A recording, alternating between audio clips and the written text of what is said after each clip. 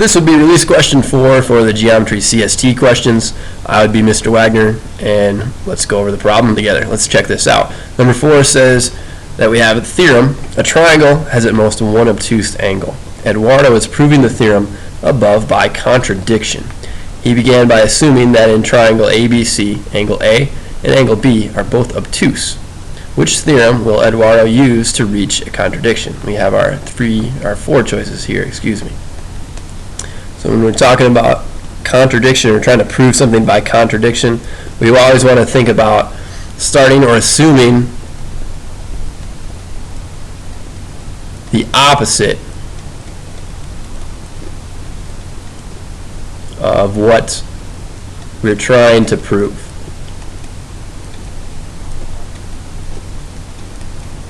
So we're trying to prove that a triangle has at most one obtuse angle. Therefore, the opposite of that, at most one obtuse angle, the opposite of this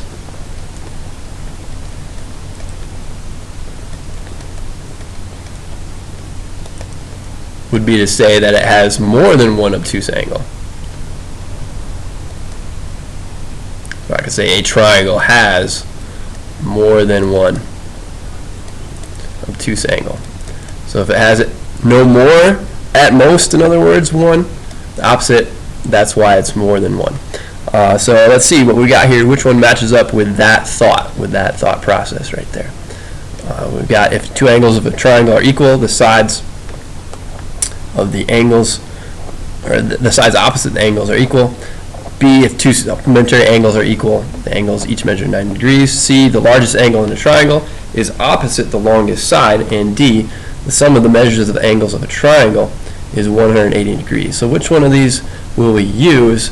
Well, an obtuse angle, remember, this means obtuse greater than 90 degrees, and it's still less than, so greater than 90 degrees and less than 180 degrees. And so we need something about degrees in there. Two supplementary angles are equal. There's really nothing about supplementary in this question, so not that one. If two angles of a triangle are equal, the sides opposite angles are equal. I don't see that applying to what we have here. The largest angle in triangle is opposite the longest side. No, but do we need to know that the sum of the measures of angles would be 180? Yes, so I would say this is definitely the one we would want to use here. How this would work out, you're not actually proving it here, but how it would work out is that basically you'd start off with this. You'd assume that there's more than one obtuse. And then from there, because there's more than one obtuse, this is kind of a loose proof. It's not a totally deductive step-by-step process here, but this is the outline of the proof at least. Because there's more than one obtuse angle, you could, let's say we'd assume there's two, something like that. So I'd assume there's two obtuse angles. If that was true, they would add not two like that, add two, there we go, add to 180 degrees. Just those two. Just the two obtuse angles would add to 180 degrees. But there's three angles in a triangle, and that's where this comes into play right here. Three angles in a triangle add to 180 degrees. Now because that's true, and you have two adding to the other one, the third angle would have to be more or less than, sorry, I shouldn't say add to 180, I should say more than, because this is more than 90 or less than 180. So this would have to be more, at least like 90.1 or 90.01, something just a little bit higher than 90. If you add two of those things together, that's just a little higher than 90, you'd have more than 180. And then the third angle would have to be less than 0 degrees then, which is impossible.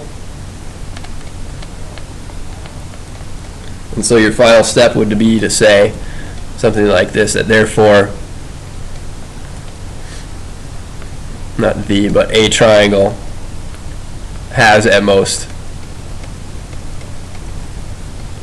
one obtuse angle. So because you arrived at this contradiction, you started with something, but then said that something impossible was true, that was the contradiction. Therefore, what you started off with was a false assumption, a poor assumption, and it couldn't be true. Therefore, the opposite of that has to be true. And so the triangle has more than one, or has at most one obtuse angle. This actually was a more of a proof than I was saying before. So this is a pretty good proof. You would just want to put this in complete sentences. Is that required for this problem? No, but I want to explain how to do something like that in case it was. So hopefully you found that helpful, not just to answer the question, but how an actual proof would look if you had to prove something like this by contradiction.